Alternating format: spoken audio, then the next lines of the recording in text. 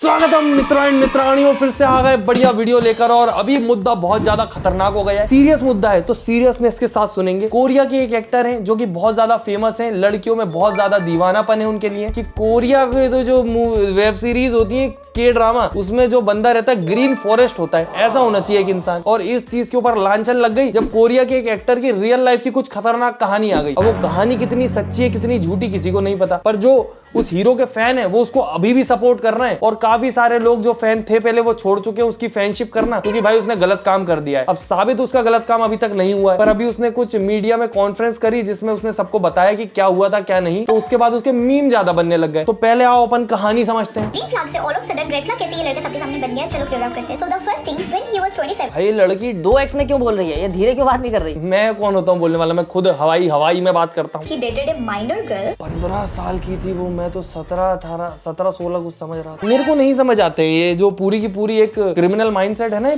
भाई लोगों का, ये मुझे नहीं समझ आता कि एक बच्ची को आप इस नजर से देख ही कैसे सकते हो कि आप उसको डेट कर रहे हो। ये सच है या झूठ वो तो नहीं पता भी किसी को। ये सारे क्लेम ही है कि वो जब 15 साल की थी जब वो उससे डेट कर रहा था। और काफी सारे जो फैंस है मैंने उन लोगों के भी रिव्यू वगैरह देखे हैं, बहुत रिसर्च करी है। उन लोगों का कहना है कि ये झूठी खबर है, वो जब 18 की हुई थी उसके बाद ही उसने डेट किया था। और जो बाकी लोग है वो बोल रहे हैं कि नहीं ये सच है। तो कमेंट में मुझे बताना बाकी इस कहानी में कुछ अगर आपको गड़बड़ लगे और आपके पास कुछ सच्चाई हो तो। she was just 15, this is very disappointing. So the second thing, he has an agency और उस एजेंसी से इस एक्ट्रेस की कुछ सालों तक कॉन्ट्रैक्ट चली थी और उसी के बीच इस लड़की की ड्रिंक एंड ड्रग के केस लग जाती है। तो वो एक्टर और उसकी एजेंसी 700 मिलियन ओन देके 700 मिलियन वॉन भाई को हेल्प करते हैं। पर उस एक्सीडेंट के बाद इस लड़की की बहुत डाउनफॉल शुरू हो जाती है, इसको काम आना बंद हो जाता है। भाई कोरिया इंडस्ट्री की ये बात माननी पड़ेगी आपको। किसी ने अगर कोई क्राइम कर दिया उसके बाद वो लोग उसको छोड़ते ही नहीं है। ऐसा नहीं होता कि क्राइम कर दिया तो क्या हुआ, अरे 2-4 शो और दो उसको, अरे एक नया शो लाते हैं, गुंडा है तो क्या हुआ। यहाँ पे बिल्कुल खत्म ही कर देते हैं केस। और वो कॉफी शॉप्स में भी जाके काम करते हैं ताकि अपना रेंट पे कर पाए। इस सिचुएशन पे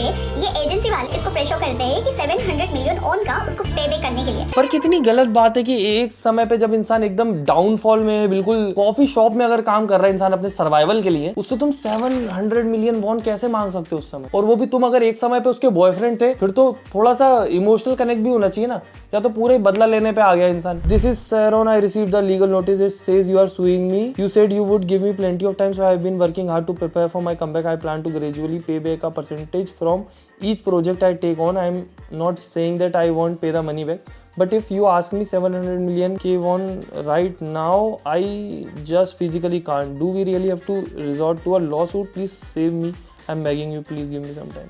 और उसने इसको ना ऐसे इग्नोर करके गोश्त कर देता है। And the last scene Feb 16 को जिस दिन उसका एक्स बॉयफ्रेंड का बर्थडे उसी दिन कर लेती है। और उस एक्टर को ये चीज पता भी लगती है, बट फिर भी वो उसका फ्यूनरल पे जाता भी नहीं है और एक स्टोरी तक नहीं डालता है और उसके फैमिली या फिर उसके लिए कोई इमोशन कहीं पे भी शो नहीं करता है। So this was very shocking कि वो एक्स था बट फिर रिलेशन पे था, उसने ये चीज करा नहीं। इवन साउथ कोरिया के जितने भी एजेंसीज है इस एक्टर के साथ काम करने के लिए बैकस्टेप ले रहे हैं और जितने भी कॉन्ट्रैक्ट्स थे सारी पोस्टपोन करा गया है। जब अभी जैसे ये कहानी बाहर आई है, ये सच्ची है झूठी है कुछ साबित नहीं हुआ है, बट स्टिल जो हीरो था उसको जो काम मिल रहे थे उन सब ने कदम पीछे उठा लिया कि हम इसके साथ काम नहीं करेंगे। नैतिकता में काम करते हैं वो लोग कि अगर एक इंसान क्रिमिनल केस वगैरह में उलझा हुआ है तो हम उसके साथ काम नहीं करेंगे। बाकी सोचने वाली बात ये है कि इस पूरी की पूरी कहानी में मेरे को जो सबसे अजीब चीज लगी, अगर कभी कोई किसी के साथ रिलेशनशिप में था तो वो क्या इतना ज्यादा वो हो सकता है कि बिल्कुल ही सामने वाले की परिस्थिति ना समझे। 4-5 साल का रिलेशनशिप था जैसे मेरे को समझ आया, तो इतना तो इंसान कनेक्ट हो ही जाता है यार कि उससे इतना भी वो ना रखे कि बिल्कुल ही उसकी जिंदगी ही तबाह कर दो। आपकी 700 मिलियन वॉन कैसे देगा एक इंसान जो कॉफी शॉप में काम कर रहा है। और बहुत सारे लोग बोल रहे हैं कि उस लड़की को जस्टिस कैसे दिला रहे हो, तुम उस लड़की के लिए इतनी सद्भावना कैसे आ गई तुम्हारे दिल में। तो भाई अतुल सुभाष का जो केस हुआ था उसमें भी अतुल सुभाष के लिए सब ने करा ना कोशिश, उसने भी सुसाइड करी थी। पर बात वही है कि अगर किसी ने सुसाइड कर ली किसी इंसान के दबाव की वजह से तो उसके लिए तो उठना पड़ेगा। अब बाकी देखो भाई कोरिया का मुद्दा है, वहाँ की सरकार क्या करती है। बाकी सरकार कुछ हैवी कदम उठा रही होगी तभी प्रेस कॉन्फ्रेंस कर ली हीरो ने, और वो वहाँ पे रो रहा था तो लोग बोल रहे हैं कि भाई ये अच्छा एक्टर है। देखो यहाँ पे भी बढ़िया रो रहा है। You all please stop hating my ओप्पा, he doesn't deserve this. Support भी कर रहे हैं भाई लोग।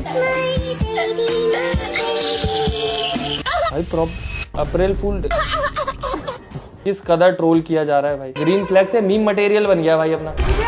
Heads off to the lady reporter for speaking up even when it wasn't allowed. अच्छा रिपोर्टर्स को बोलना अलाउड, ये प्रेस कॉन्फ्रेंस ही। अच्छा ऐसे साइलेंट चुपचाप बैठ के सुनो जो मैं बोल रहा हूँ। इंस्टाग्राम पे डाल देते ना वो भी तो सब सुनते हैं। अच्छा फिर टीवी वीवी पे नहीं आता, ऐसा भी होता है। मेरे को तो लगता था कि अगर रिपोर्टर आए तो वो तो पूछेंगे can you tell me when and where did you first meet. I think that be okay. Please tell me when very first. कोई सीरीज थी इनकी क्वीन ऑफ टीयर्स, अब वो रो रहा है उसके उसमें तो लोग बोल रहे हैं किंग ऑफ टीयर्स। तुम सोचो मैं के ड्रामा नहीं देखता, मेरे पूरे फीड की ऐसी की तैसी हो गई है जब से इसने प्रेस कॉन्फ्रेंस करी है। अब मुझे कॉन्टेक्स्ट भी नहीं है तो मैंने सोचा तुम्हारे साथ भी कहीं ऐसा ना हो रहा हो, सिर्फ इसीलिए मैंने ये वीडियो बनाई। और मेरे पास जितनी आती जा रही थी मैं सब दिखाऊंगा तुम्हें। Kim Soo Hyun is good at crime scene.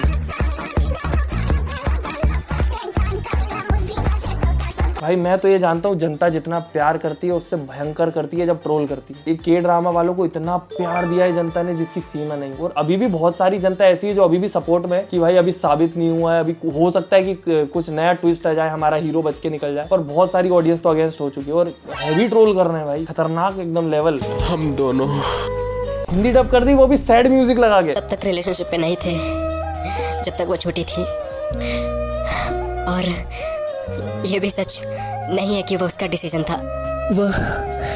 वो सब मेरी गलती है। अच्छा इसने ये बोल दिया है शायद कि वो मैसेज उसने देखा ही नहीं था। वैसे अगर ये उस एजेंसी का मालिक है और वो उसकी गर्लफ्रेंड थी तो मुझे नहीं लगता कि वो जो अंदर जो लोग होंगे वो इसको जाके नहीं बताते होंगे उससे रिलेटेड जो मुद्दा चलता होगा। इसको एटलीस्ट ये तो पता होगा कि अगर वो कॉफी शॉप में काम कर रही है जब इन्होंने उसको ये लॉ सूट का नोटिस भेजा हुआ है। मैंने अपनी कंपनी पे आंख बंद करके विश्वास किया, हमारी एजेंसी ने उस पर प्रेशर डाला था। अगर मेरी कोई भी गलती है मैं उस चीज को एक्सेप्ट करता हूँ। दिक्कत ये हो रही है कि उसने वहां पे आके खुला अपनी एजेंसी पे सारा ब्लेम डाल दिया कि इन लोगों की गलती थी, इनने प्रेशराइज किया, मुझे उसके बारे में पता नहीं था, मेरी गलती है कि मैंने आंख बंद करके एजेंसी पे भरोसा किया। एक चांस ले लो, इसको ना देखा हो इसने मैसेज, इसको ना पता हो ये सब, तो यहाँ पे इसके जो आंसू है वो रियल हो सकते हैं कि इसको सच में, क्योंकि अगर इसकी गर्लफ्रेंड थी तो थोड़ा तो अटैचमेंट होगा। जैसे होता तो वो 700 मिलियन का अगर जाता तो वो तो पता होगा यार, इतना बड़ा नोटिस जा रहा है किसी को कंपनी की तरफ से, मालिक को ना पता हो, ऐसा हो ही नहीं सकता। अगर मुझे कोई सजा मिलती है तो मैं उसको एक्सेप्ट करूंगा, लेकिन जो चीज मैंने नहीं करी मैं उसको एक्सेप्ट नहीं कर सकता। सुनने में यह आया है कि जब प्राडा वालों ने अपना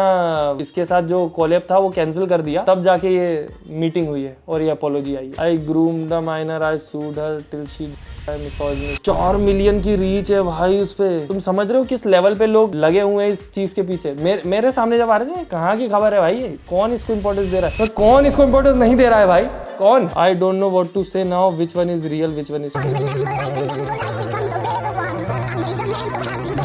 वो पर रो इतना भयंकर रहा था भाई, आवाज के साथ सिसकियों के साथ रोया है। Garosero release the video of Kim Soo Hyun eating at the late Kim सायरोन।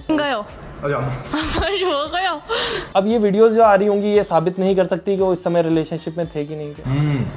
맛있어요? 일단 네. 이 어이없어.